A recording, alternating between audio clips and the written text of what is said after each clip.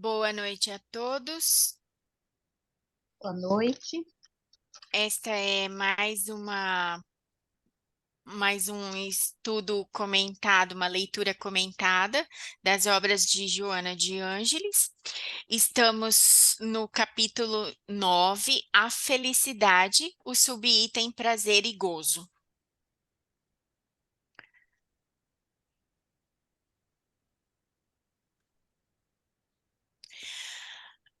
A Joana começa. Antes dela começar, eu trouxe aqui um significado da palavra felicidade, que é uma sensação real de satisfação plena, estado de contentamento, de satisfação, condição da pessoa feliz, satisfeita, alegre e contente. Então, a benfeitora fala que felicidade é um sentido da vida que centra-se na busca e no encontro dessa felicidade. Constitui o mais frequente desafio existencial responsável pelas contínuas realizações humanas. Quer dizer, o ser humano nasce e ele leva a vida inteirinha em busca de viver momentos de felicidade ou de satisfação plena. Então, a felicidade torna-se difícil de ser alcançada. Por quê? Porque ela é extremamente complexa, ela tem diferentes entendimentos do que é felicidade, então, diferentes conteúdos entre as pessoas, de um modo geral. Ela difere o conteúdo em si mesma e entre os grupos sociais. Então, cada um define o que é felicidade de acordo com o seu entendimento, de acordo com o que valoriza, de acordo com o que busca. Então, isso acaba falando, não, eu sou feliz porque eu tenho isso, ou porque eu sou isso, ou porque eu conquistei isso. Então, difere. E aí ela fala, então fica dificílimo de ser alcançada. E sempre a felicidade é confundida com o prazer, com a satisfação de uma vontade ou de uma necessidade, no exercício harmonioso das atividades humanas, alegria e contentamento. Então, ela se descaracteriza-se, fazendo-se frustrante e atormentadora. Porque a visão da felicidade é sempre distorcida, levando o indivíduo a considerar que quando não se encontra feliz é porque algo não está bem, o que é uma conclusão incorreta, reforça a benfeitora. E aqui também é comum a gente ver em psicoterapia que o paciente vê assim que se ele que ele associa a felicidade com a emoção da alegria. Então, se ele não está alegre, se ele não está eufórico, então ele não está feliz. Então, ele se sente infeliz quando está raivoso, se sente infeliz, incomodado quando está incomodado, se sente infeliz quando ele está preocupado, quando ele tem medo. E ela diz que não é isso, que a felicidade não é uma emoção. Então, o sonho humano da felicidade, ele é róseo. Então, nós estamos aqui em temporada do filme Barbie, né? Então, ela vê que a felicidade para a gente é rosado, né?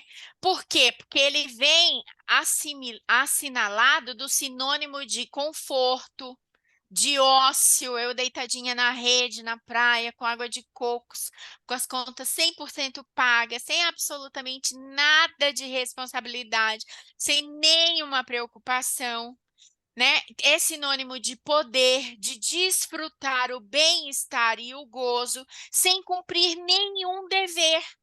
Então, por isso, é difícil o ser humano associar que sim, ele é feliz. ou que ele possui essa felicidade, porque ele compara com isso. E aí ele faz, tenho ou não tenho. Então, se eu não tenho, não sou logo, não sou feliz. E ela fala, certamente as pessoas ricas dispõem em quantidade de horas assim vividas essa tal felicidade. Mas que se você for perguntar para as pessoas ricas, elas não se consideram felizes, porque elas ainda se encontram em tédio. E esse tédio é o grande oposto onde fermentam muitas desgraças.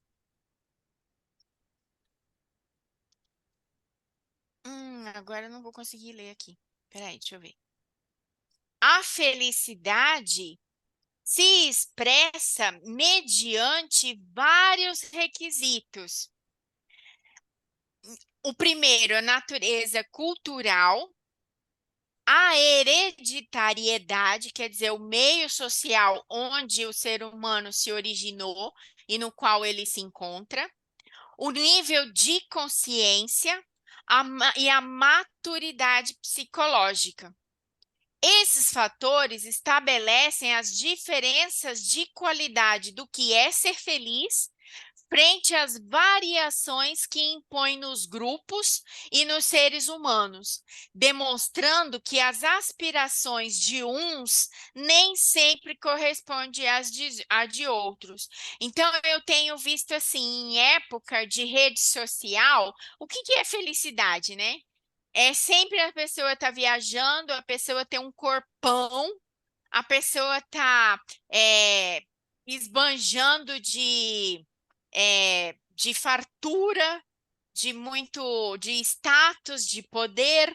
Então, é o que ela está falando, que essa natureza que o grupo impõe interfere no conceito de felicidade do que a pessoa sente.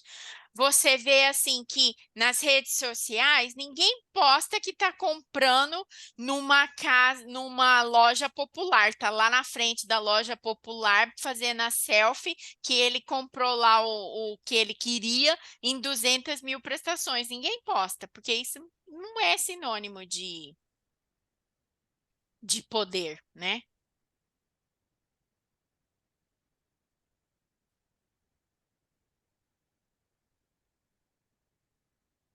Então, ela diz que essa felicidade, ela tem níveis.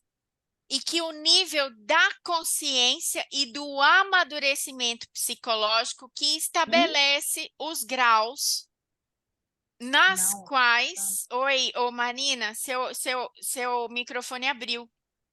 desculpa.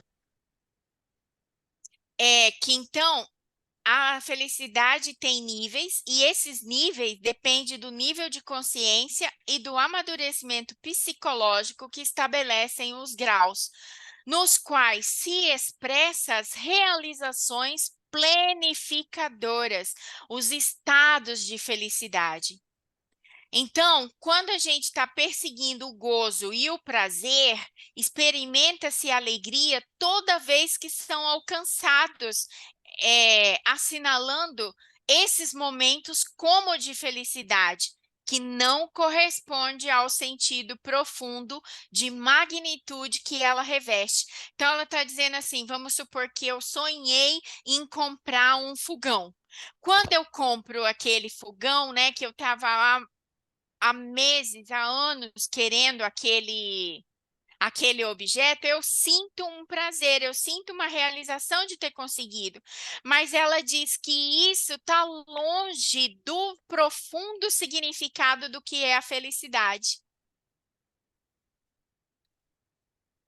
Então, essa interpretação de confundir prazer e gozo com felicidade é uma interpretação equivocada que conduz às buscas irreais, que perde o significado quando se alteram os fatores que a constituem.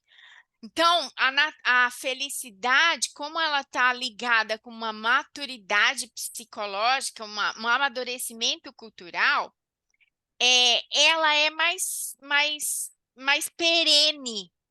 E esses prazeres que nós temos mundano, eles são efêmeros. Então, vamos supor que eu coloco, prazer, felicidade para mim é poder viajar uma vez por ano. Se acontecer alguma coisa na minha vida que me impeça de viajar por algum tempo, então logo eu não vou ser feliz mais. E é isso que ela está chamando a atenção, que são buscas irreais e que perdem o significado do que constitui a verdadeira felicidade. Então, a sua visão em determinada época da existência muda completamente de um período para outro. Porque para uma criança, deixa eu ver se eu coloquei aqui. Eu vou falar depois. A imaturidade psicológica de uma fase na infância, no juvenil, predispõe a uma aspiração de felicidade que é conseguida e logo desaparece. E observada mais tarde, ela apresenta-se desagradável e perturbadora quando não atingida. Por essa razão, é necessário que se entenda que a felicidade tem a ver com o que o indivíduo é e com o que ele pensa ser. A diferença entre o que supõe ser a sua realidade dimensiona o seu quadro de desejos, de prazeres e de gozo, que interpreta como a busca planificadora da felicidade. Então, assim, a felicidade tem a ver com a identificação do indivíduo com seus sentidos e sensações, com os seus sentimentos e emoções, ou as suas mais elevadas aspirações idealistas, culturais, artísticas, religiosas e com a verdade. Então, aqui eu fiz uma comparação com os setênios que a antroposofia aborda.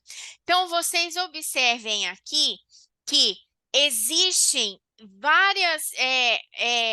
A antroposofia acredita que a cada 7 anos o ser humano tem uma crise para enfrentar. E que essa crise é o motivador de fazer com que a pessoa se desenvolva. Então, do 0 aos 21 anos, é um aprender pela educação receptiva, pelo amadurecimento biológico. Então, do 0 aos 7 anos, é um nascer físico, é um nascer bem biológico, onde a criança começa a dominar a mãozinha, o engatinhar, o andar, o explorar, o se relacionar. Ela vai tomando consciência de quem ela é. Então, o primeiro setênio, a crise é de dominar o corpo físico. Então, fazendo um paralelo com o que a Joana está falando, o que seria felicidade para a criança do 0 aos 7 anos? É mamar quando ela tem fome, é ser trocada quando ela está suja, quando ela tem um desconforto, é ter os seus desconfortos biológicos satisfeitos. Então, você olha para aquela criança e fala, a criança é feliz. Mas não, até então ela tem o prazer, né? Ela não tem ainda o conceito de felicidade. Dos 7 aos 14 anos, começa o nascer emocional. Onde ela começa a entrar na escola, surgem os coleguinhas, ela começa a ter relacionamento com outras pessoas. Então, ela passa a ter a vivência do eu. Dos 14 ao 21, começa a nascer uma identidade, a afirmação de quem eu sou, né? Então, aqui os amigos passam a ter voz 100% das vezes, né?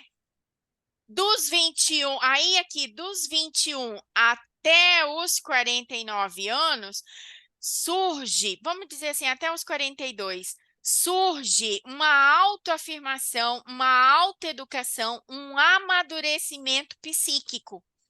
onde os setênios vão preparando você, prepara para a vida dos 21 aos 28, a gente está saindo da faculdade, está entrando no mundo profissional, está começando a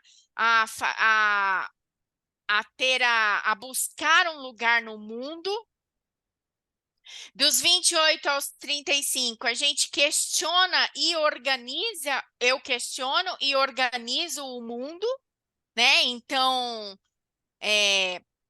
passa a ter mais domínio do intelecto e da nossa índole, eu conquisto o meu lugar. Dos 35 aos 42, eu questiono a mim mesmo, questiono essa minha essência, passo a ter mais uma consciência e consolido que lugar é esse.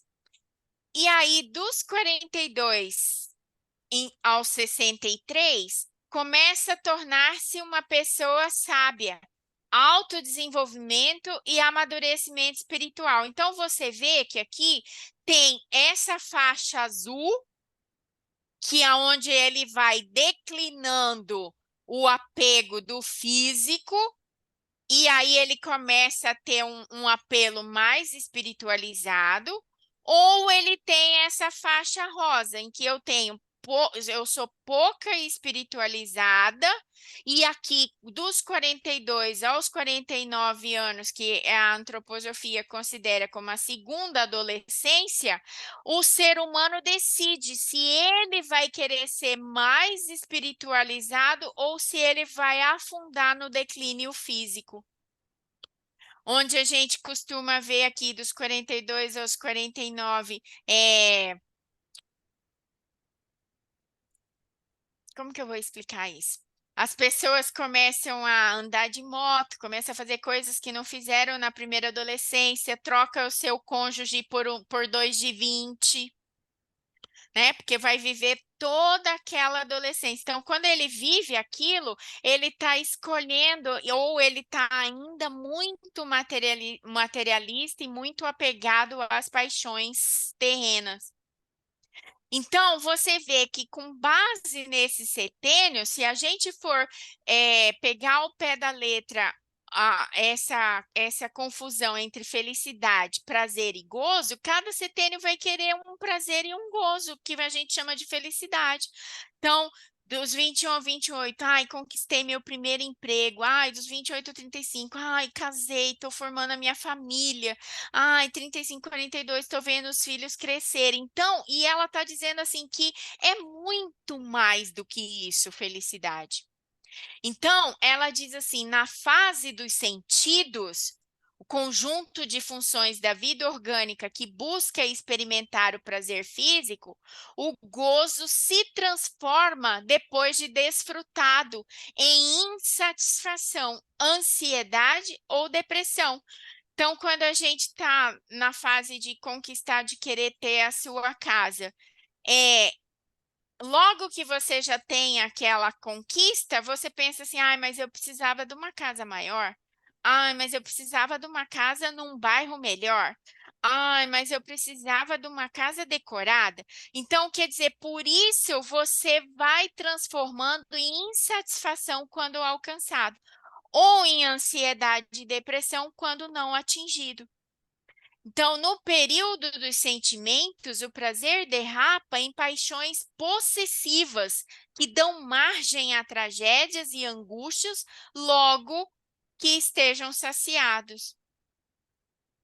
No ciclo idealista, religioso, transcendental, a busca transpessoal fomenta a autodescoberta, a autorrealização, a autodoação em serviços desinteressados de libertação do ego e participação na vida, tanto individual como coletiva, dos seres da vida na Terra.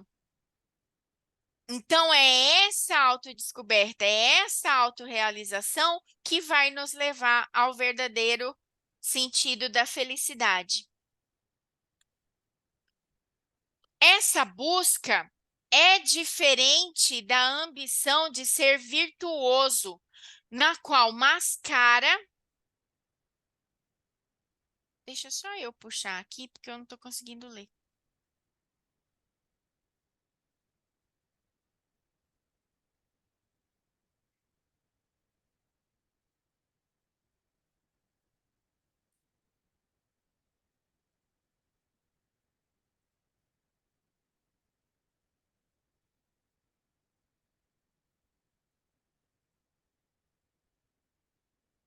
Então, essa busca, ela é diferente de ambição de ser virtuoso, na qual mascara o ego e apresenta-o entregando-se na maceração que ocultam os gozos patológicos ou a narcisismo, em mecanismo de evasão da realidade para planos egóicos, masoquistas exibicionistas, com aparência de humildade e renúncia.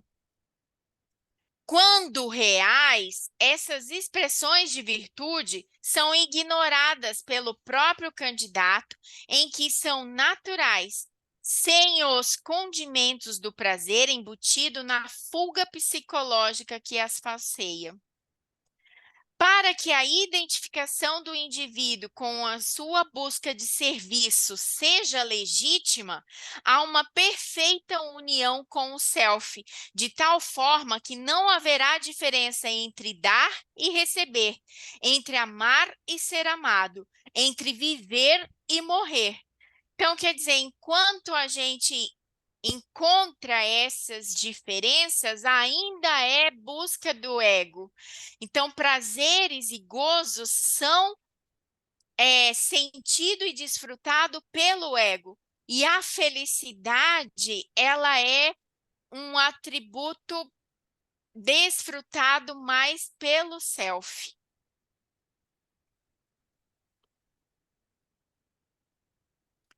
Então, apressadamente, há quem afirme que a felicidade tem a ver com o princípio freudiano do prazer e que, através desse comportamento, se poderia satisfazer as necessidades e evitar a dor. E aí ela diz assim: não, não é uma boa definição, porque na vida corpórea não tem como evitar a dor. Porque a dor é um fenômeno natural do processo de evolução. Você vê que mesmo ali no quadro dos setênios, a antroposofia coloca claramente quais são as crises que o ser humano tem que solucionar a cada 7 anos. Porque esse é o que vai promover a evolução. Então, ela diz: se a gente passa a encarar a dor como esse fenômeno natural de evolução, a gente passa a encará-la como um instrumento de promoção do ser em relação à vida. Então, uma forma eficaz de conquistar a alegria seria superando os mecanismos desgastantes e as ocorrências degenerativas dessas situações dolorosas. Porque pelo fato da gente não compreender e não aceitar o que nós estamos passando. E uma aceitação com um equilíbrio que vai nos conduzir a essa infelicidade. Então, a felicidade, ela não se fixa na satisfação de qualquer desejo do ego. Portanto, após satisfazer o ego, manifesta-se com veemência, gerando ansiedade e desconforto. A felicidade surge, então, na compreensão transpessoal da existência. O desejo egóico passa a ceder lugar a uma aspiração espiritual, a uma busca mais profunda. E aí, com essa aspiração espiritual, ele desidentifica dos condicionamentos passado que nós aprendemos de traduzir a felicidade em relação a pessoas ou coisas. Nessa busca, surgirão o sofrimento, o desconforto, que vai cedendo lugar à harmonia e ao bem-estar, à medida que se alcance as bases objetivas da realização planificadora.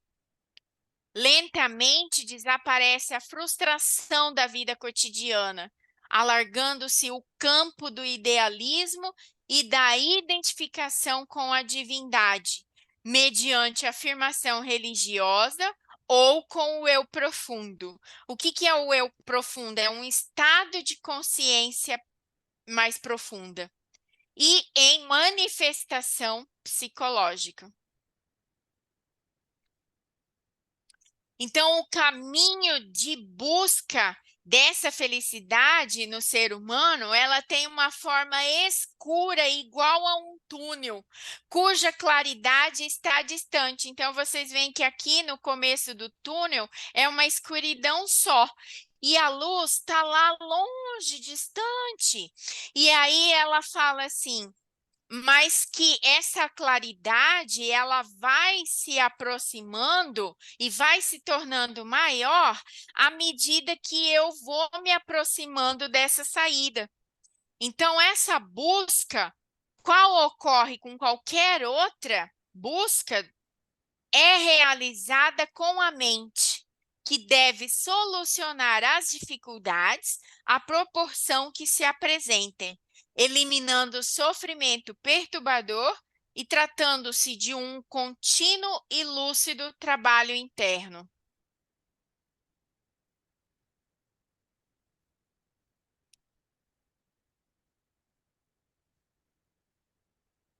Eu vou ter que diminuir aqui, eu não estou conseguindo ler.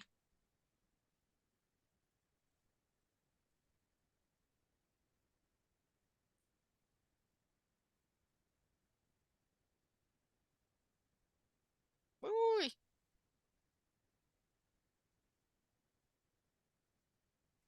Então, na busca pela felicidade, são inevitáveis os estágios de sofrimento e de prazer, por constituírem fenômenos da experiência humana, da realização do self e da desidentificação com o ego. Então, é nesse exercício que a gente vai aprendendo o que é a felicidade. O lamentável tem lugar nessa busca, quando surge e instala o tormentoso sentimento de culpa, que nega inconscientemente ao indivíduo o direito de usufruir a felicidade ou o prazer sem o estigma do sofrimento. Então, ela está dizendo assim, além da gente experimentar prazeres e dificuldades, prazer e sofrimento, prazer e dor, a gente ainda tem que driblar ou tem que vencer o sentimento de culpa. Culpa de poder usufruir a felicidade quando ela se instala. Para fugir à imposição, busca-se o oceano do gozo, afogando ali os ideais mais altos na opção realista, que, entretanto, consome os sentimentos e perturba as emoções, saturando-os ou desbordando-os, rebaixando-os ao nível das sensações. Quer dizer, e eu ainda, quando fico nessa luta e eu não consigo achar um jeito assertivo de lidar com a alternância entre sofrimento e prazer, eu me jogo nas sensações do gozo, que é me jogo para o álcool, me jogo para os vícios, me jogo para qualquer coisa que traga inconsciência para o cérebro, para eu ter como fuga, como rota de fuga daquele desconforto que eu não estou conseguindo enfrentar. Que é o que ela fala, se rebaixando aos níveis das sensações. Edna? Tem uma Oi, pessoa tentando entrar, eu não já sei se eu entrou. consigo. Ah, Já então tá bom. admiti. Então tá. Há um mecanismo castrador impeditivo da experiência do prazer, que podemos considerar como sendo inibição. Além dele, a consciência de culpa conspira contra a realização da felicidade.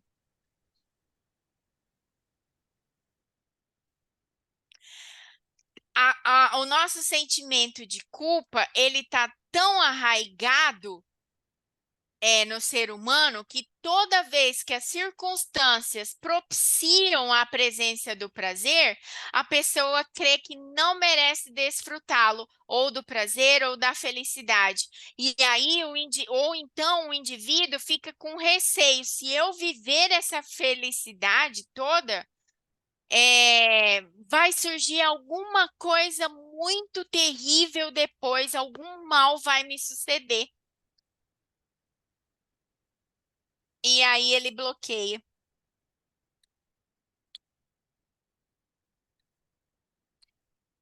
Então, ela diz: para desarticular esse mecanismo de culpa, peraí que passou rápido.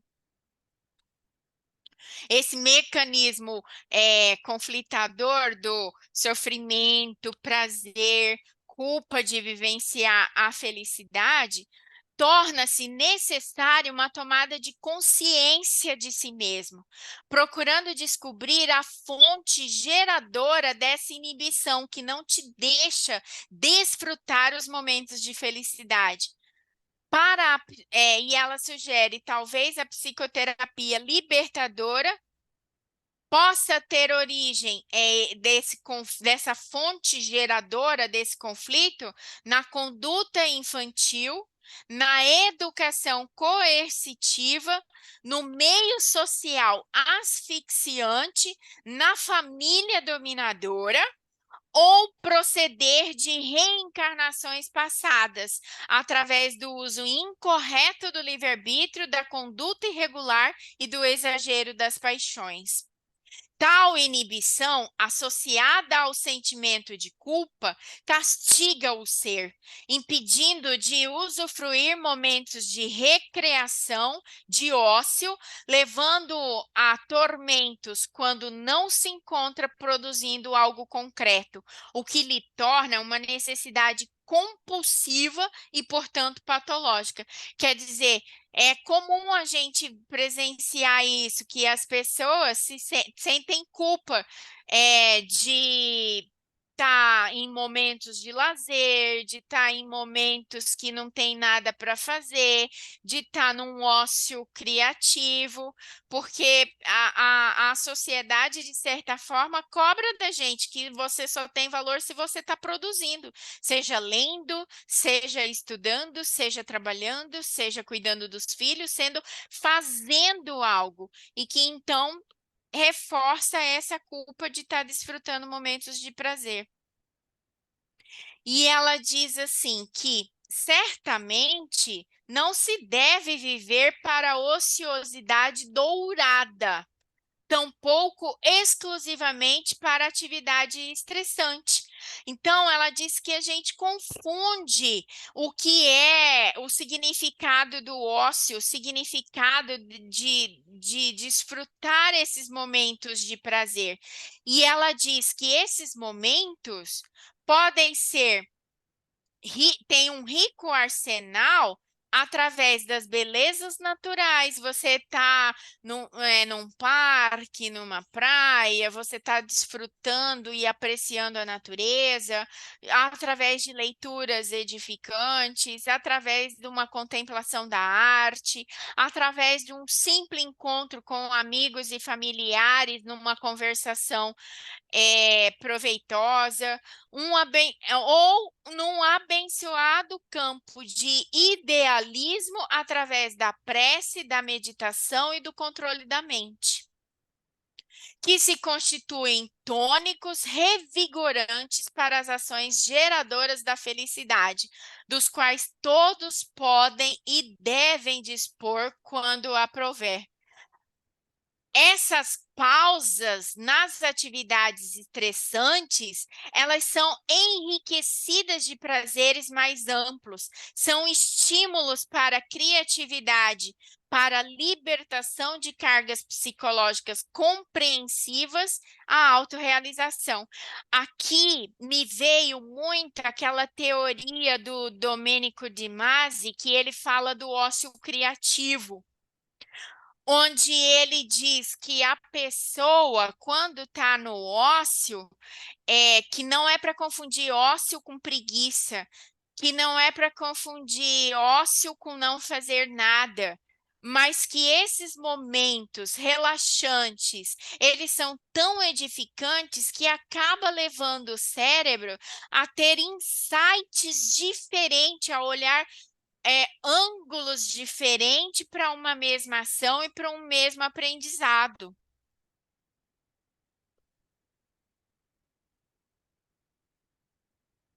Então, essa busca do self profundo deve superar e mesmo arrebentar essas resistências inibidoras e o sentimento de culpa, cujas energias serão canalizadas para a conquista da felicidade.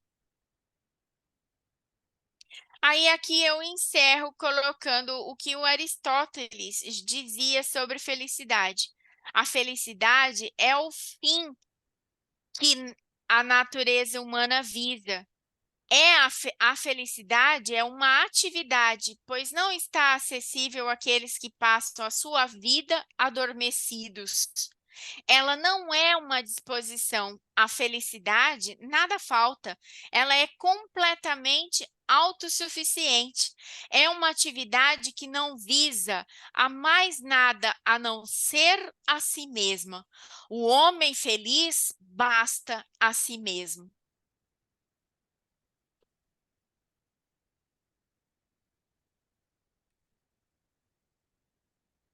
Maravilha.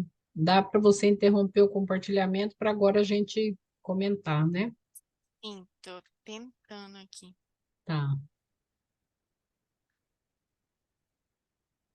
ok.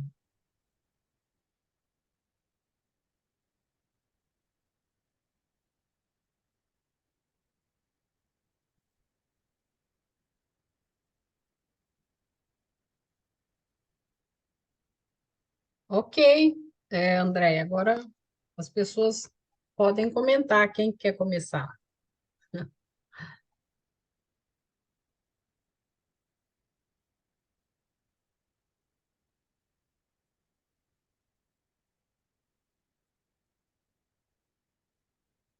Eu gostaria de comentar sobre o ócio criativo, que é algo muito interessante, porque não por acaso, com certeza, ultimamente tenho ouvido muito a respeito, né? Às vezes a gente vai assistir uma palestra, o palestrante acaba falando sobre isso numa roda de conversa, então as coisas estão aí no universo, né?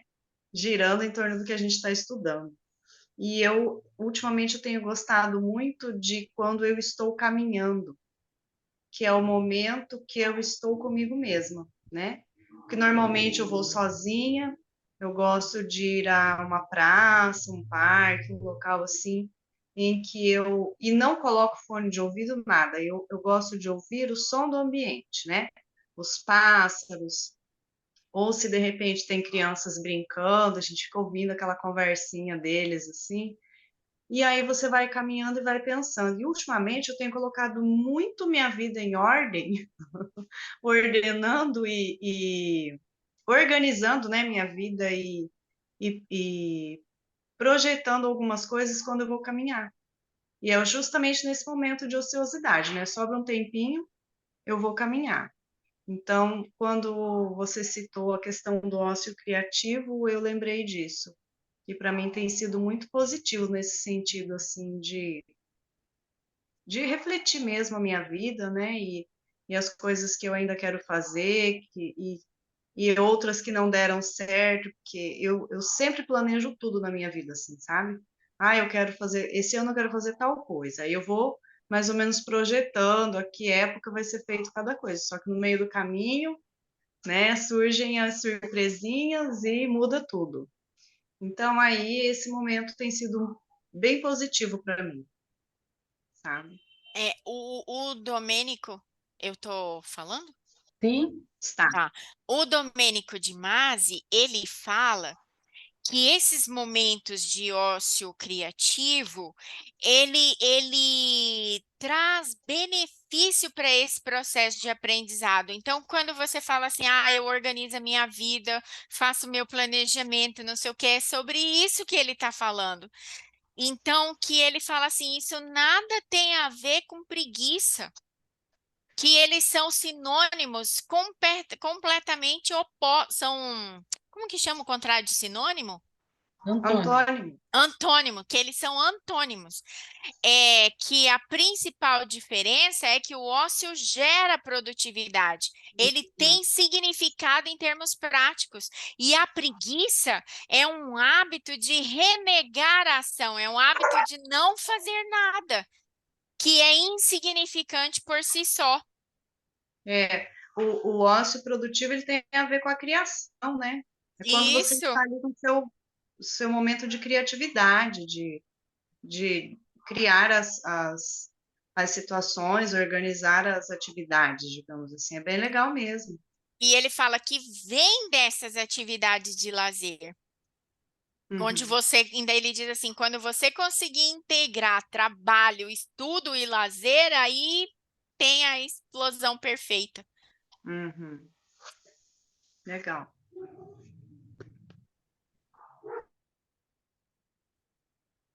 Marina, quer falar? Tati?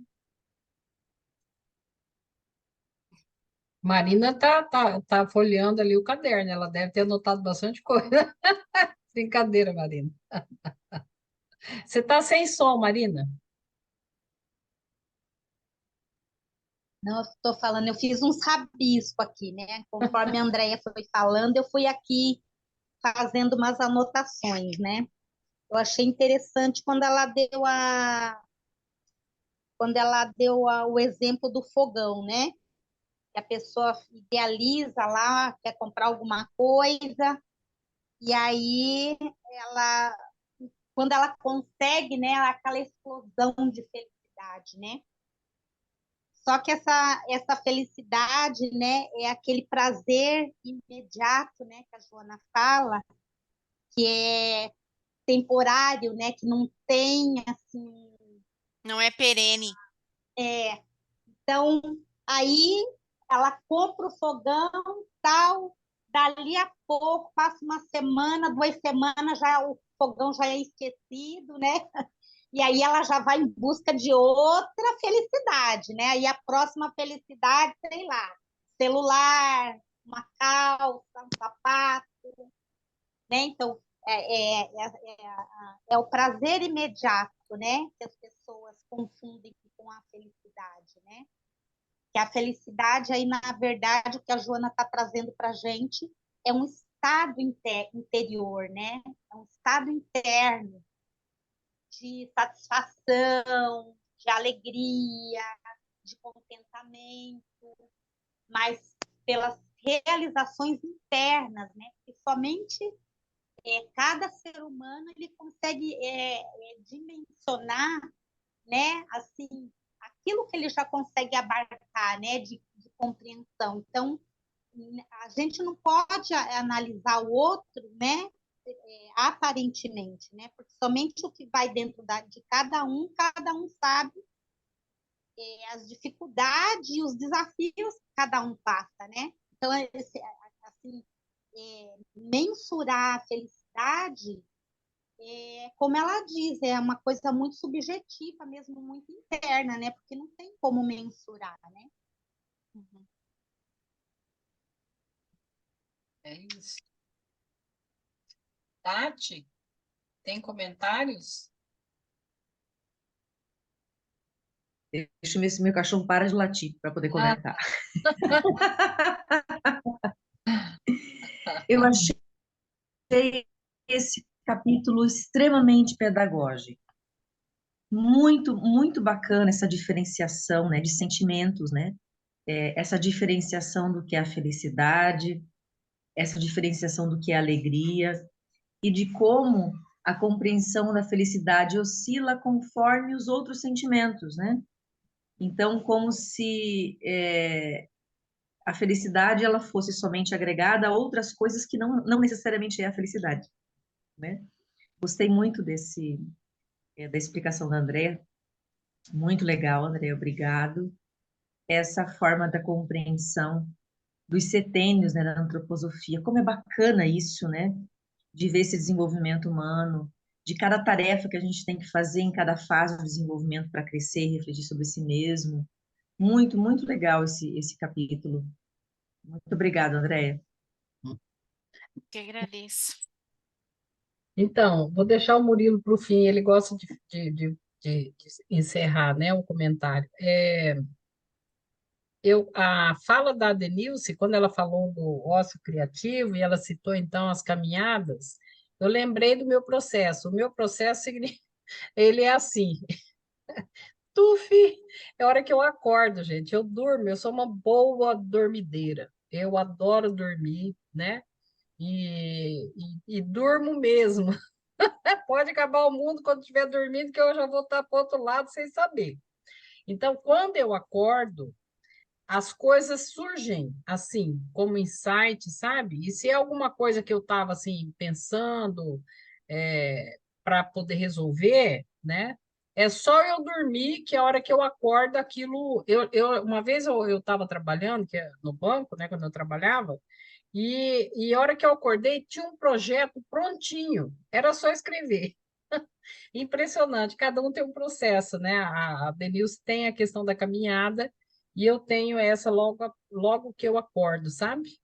Não sei se porque daí eu sou bastante sensação, né? Então, bastante ego aí no meio do acordado em vigília. Então, quando eu durmo, ele dorme comigo, né?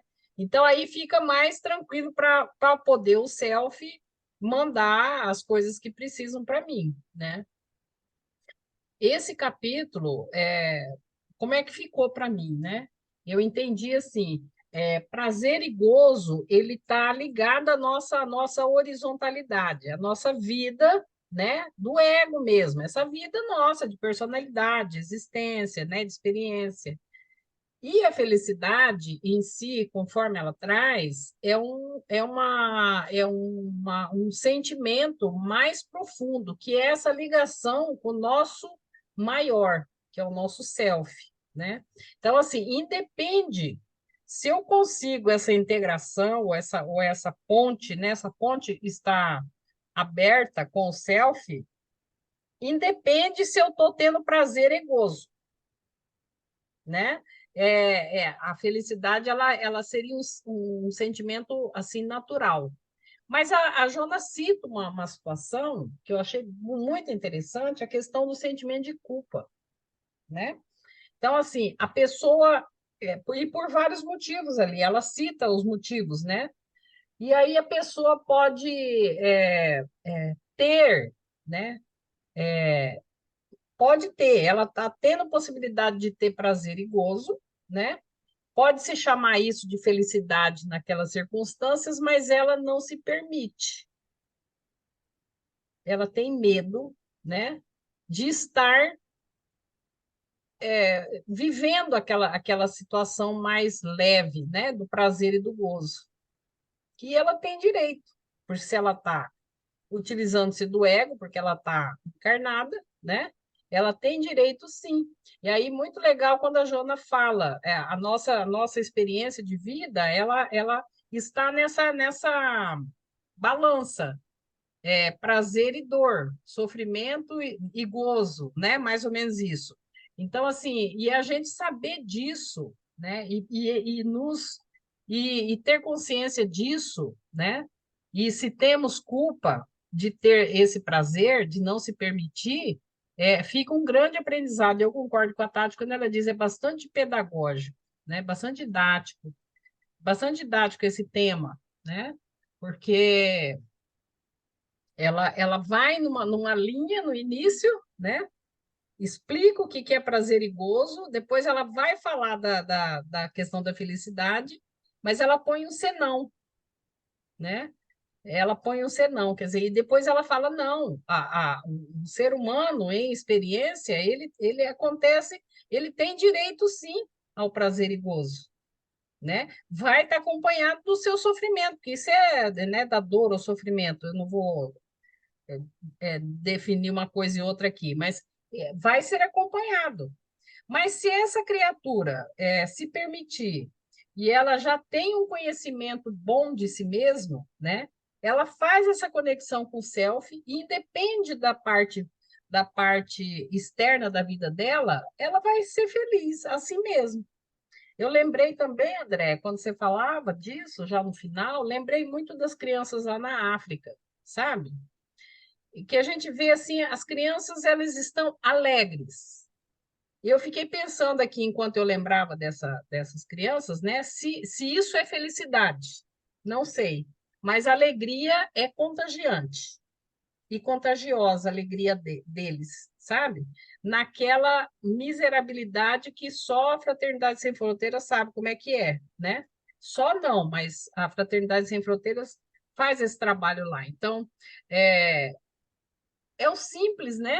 Eu não sei se por eles não terem acesso, né, a coisas que o mundo aqui nosso tem, né, ou se por serem almas, né, que estão aí nas últimas encarnações e passando por esse perrengue, não sei, né? Também não sei se é felicidade, mas a alegria é contagiante dessas crianças. Eu lembrei de tudo isso nessa sua exposição. Era isso.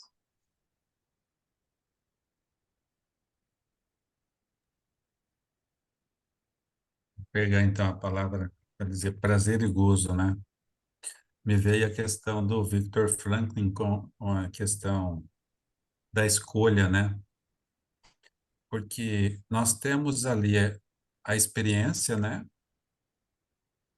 E de repente a natureza que o grupo nos impõe desse inconsciente coletivo, que depende de um país, que depende de uma cidade, que depende do bairro, que depende da família. Esse grupo, de alguma forma, ele impõe algo para nós, seja pelo nosso desejo interno de querer, de pertencer àquele grupo, de ser aceito, ou de se sobrepor dentro daquele contexto que você falou do poder, né? Me vem a questão do poder. E aí, assim, e quando a gente abraça isso na nossa família, como mãe, como nas personas, a gente confunde, né? O que é realmente prazer e gozo com felicidade. Porque esses dias eu acordei e fui no quarto do meu filho, fiz uma coisa que não é comum. Ele tinha acabado de levantar, assim, acordar, e eu ajoelhei na frente dele, abracei, e aí ele colocou a cabeça no meu ombro. Eu estava tendo um prazer imenso, um gozo como um pai maravilhoso. Mas a felicidade que o meu espírito estava vivenciando estava ligado a essa maturidade psicológica que me permitiu ter essa experiência, né? E de eu ir lá, procurar ele e abraçar. Só que quando eu fui dar um dia especial para ele e acolher ele nesse mundo, quando ele estava recém chegando no plano espiritual, eu eu estava me acolhendo naquele setênio lá da frente da sabedoria, que foi muito difícil, né? Que eu tive uns 2 anos aí com a Liliane, uma das coisas que eu trabalhei foi isso. Se você tem a sua criança interior, às vezes tem sentimentos, são desejos não atendidos, e que na fase adulta não me faz ser legítimo, porque já não tem necessidade de mandar aquele sorvete que eu perdi, aquele relógio que foi roubado. E eu não vou, a cada grito da minha criança interior, sair socorrendo ela. Eu já olhei para isso, né? Mas eu também tenho aquele idoso, aquele velhinho interior chegando. Está aqui na frente. Como que você está olhando para esse outro lado? Não? Então, quando ela traz, ao longo da sua história, você olhou com culpa? Você não vivenciou isso? Você não se permitiu vivenciar isso? Então, quando a gente faz esse trabalho dessa maturidade psicológica, aí eu estou mais feliz, porque eu estou alimentando o espírito que estava sem nutrição. Olha que coisa linda ela está dizendo, né? E isso, essa felicidade não é desfrutada pelo ego, ela é desfrutada pelo meu self, igual você falou, né? Mas a gente pode fazer uma caminhada com a esposa ou consigo mesmo, sozinho, e ter esse mergulho interior e ter essa felicidade. Então, o simples, o sofisticado é o simples, né? O difícil é ser simples. Porque, como você disse, às vezes lá na África, né? Fala assim, olha, se quem ganhar a corrida vai receber a caixinha de bombom. E todos saem correndo juntos no Obupum, né? Eu falei, mas como assim? Aí você é feliz? Sou. "Ah, mas é possível ser feliz quando tantos passam por tantas necessidades? Então eu não conseguiria chegar lá e não conseguir dividir com os meus coleguinhas da caixinha de bombom. Nossa, então o desejo é igual e que cede lugar à aspiração espiritual. Nossa, isso aqui é o que ficou para mim. Esses meus desejos egóicos ceder lugar à aspiração espiritual. Isso é o que ficou, que mais me marcou. Muito Isso, legal. obrigado. Enquanto o Murilo estava falando, eu lembrei de Jesus, né? Lembrei de Jesus. Então, assim, tem um exemplo melhor, né? Ele era uma pessoa realizada, completamente, né? Completamente integrada. E se ele já era integrado, ele era feliz, né? Ele era feliz, mesmo não tendo prazer e gozo, né? Que para ele já não tinha necessidade. O prazer e gozo dele era estar a serviço e servir, né? Muito. Eu lembrei enquanto o Murilo estava falando. Acho que um exemplo assim maravilhoso, né? Em tudo, em toda a nossa existência, ele sempre é o exemplo, né? E vincula, né, Edna, naquela questão dos 5 níveis de consciência, né, da aula passada. É, exato. Uhum, exato. E o que que fica para você, Andréia? Agora eu vou pegar a professora? Para mim ficou muito forte essa questão é, da culpa, né, do exercício de você ir vivenciando, alternando o sofrimento com prazer e se permitir. Acho que isso é o treinamento para você poder ter a felicidade plena do self, né? É, e pegou muito também essa questão do amadurecimento psicológico, né? Então, eu lembrei muito da criança que ela ganha um brinquedo, brinca ali 5 minutos, aí já não quer mais. Aí ela quer o segundo brinquedo, o terceiro brinquedo. Então, acho que quando esse ego se perpetua, é aquela criança que não amadureceu, que não cresceu, que não transformou, que não transmutou, né? Então, isso que ficou para mim. E a questão do gozo, ela traz muito para as questões das sensações físicas, né? Exato. É, Lembra um pouquinho aquela história da filosofia, né? Saciou, começa a sofrer. Saciou, começa a sofrer. É meio da filosofia oriental, né? Então, mas eu entendi que é isso que ela condena, né? Porque quando Sim. ela fala assim que a pessoa, quando está desfrutando daquele prazer, ela já está preocupada com o sofrimento que vem o próximo. Ai, meu Deus, agora eu tô no pico, logo vem o vale.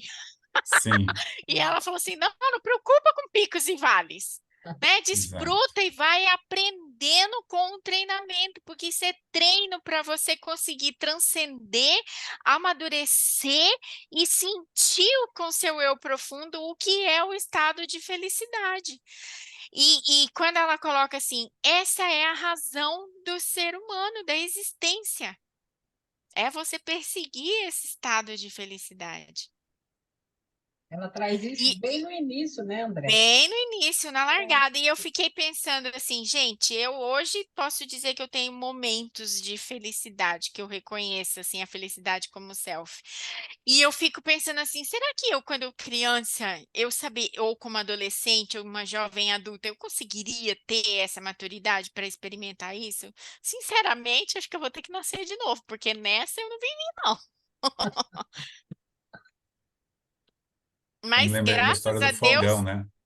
O fogão novo, aí daqui a pouco, não, mas já sujou, já ficou velho, já, e a gente começa a ai, já tem um sofrer. Eu fogão quero mais moderno, moderno, que é liga com insaciável Wi-Fi, é. Então É, eu e é fico, egóico, né?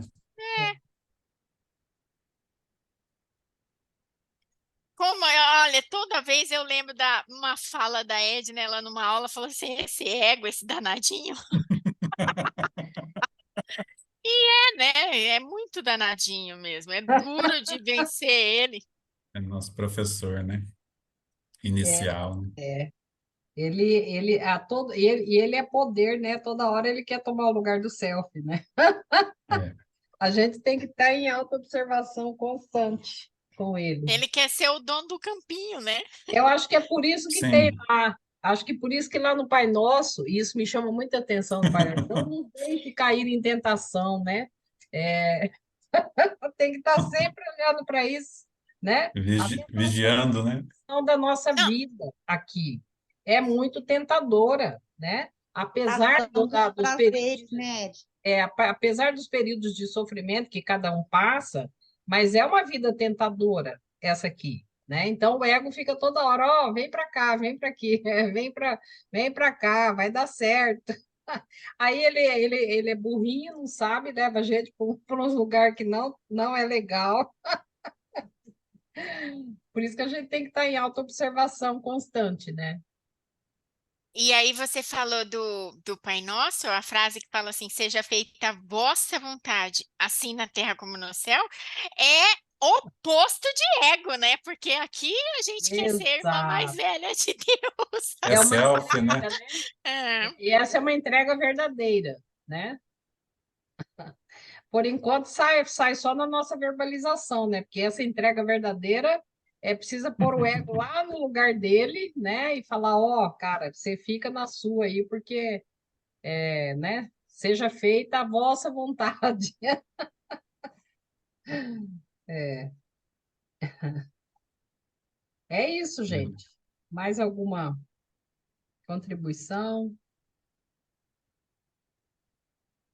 Tá Marina, não sem está som, saindo o som. Marina. Tá sem som, Marina. Oi? Tá, aí, voltou. Agora. Não, eu digo assim, é uma luta para obter um desprendimento de tudo, né? Porque o ego é como que ele fica apegado às coisas, né? Então, o desprendimento seria o contrário, né? Seria uma libertação desse apego que a gente tem pela coisa, por querer ter coisas, por que é a ilusão mesmo do ego, né? Mas que é uma ilusão que, que a gente sente esse prazer, né? Exato. E nós, nessa fase aqui, deixa eu ver aqui, acho que a Denilce, acho que é mais novinha. Essa fase aqui, hoje a gente aprende o tal do desapego, né? Porque daqui É. é finalização, né? Então, esse Metanoia, é né? dessa personalidade, né? Ele vai também ter um fim com a gente. Então, assim, se a gente está pegado pelas coisas, né, que ele proporciona e ele conduz a nossa consciência, né?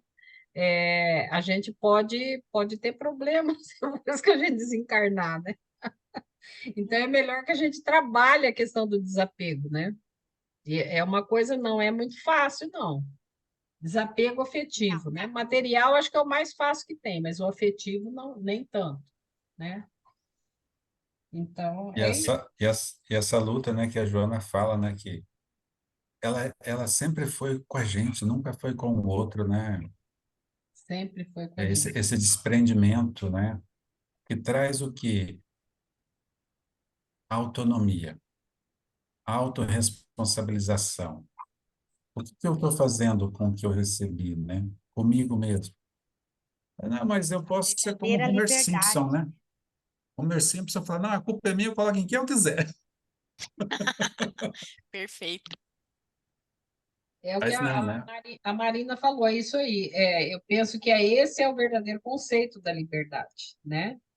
É o verdadeiro conceito, quando a gente não está escravizado a ninguém e as coisas, né?